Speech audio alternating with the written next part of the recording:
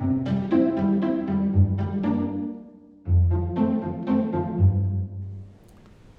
I'm Ulrich Bergmeier. I'm the head of painting conservation here at the J. Paul Getty Museum.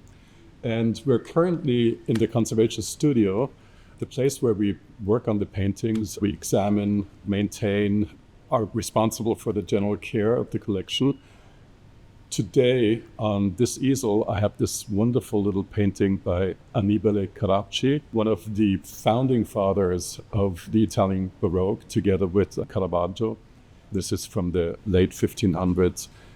The reason I'm so drawn to this painting is just its luminous quality, which has to do with the fact that it was painted on copper. Copper was somewhat less common painting support. You get this beautiful, almost like enamel-like, jewel-like quality of the surface. And so you can see the reverse of this copper painting here. It's actually quite difficult to make the paint stick when you paint on this very smooth surface. So next to the painting, actually, you see the garlic that had a particular function or a very specific function in the preparation of copper panels. It had to be scored first, so it had to be roughened up, and it was then covered in garlic juice because the garlic juice would render the surface very sticky and helps it to adhere to the very smooth surface. So maybe we can have a closer look. The details are just absolutely stunning, which you can really appreciate under magnification here with my Optivisor.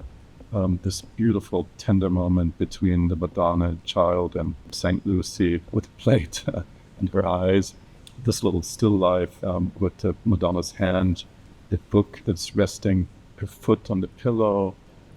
Just to be able to see all these wonderful little details in every single brush stroke, it's just delicious because it is painted on copper on this very smooth surface. So we don't get any cracking because the support doesn't expand and contract. And so many paintings on copper are in just beautiful condition.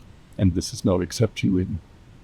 So looking under the microscope, you can really appreciate all the wonderful little details. I was actually going to take a little detailed photograph, which is very easy to do actually through the microscope. And so you get the wonderful painterly quality in all of these details here.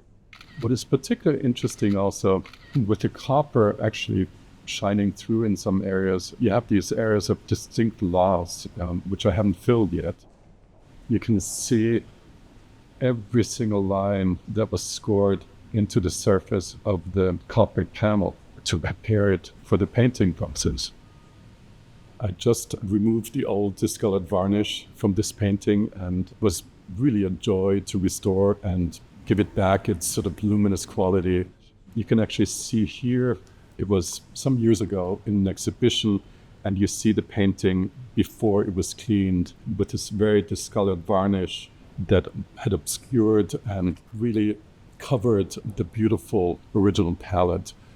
We are very privileged to be able to look at these paintings from very, very close up. It just gives you a much more comprehensive idea of what the painting is all about, how it was painted. It's just a joy to be able to see them from this close up.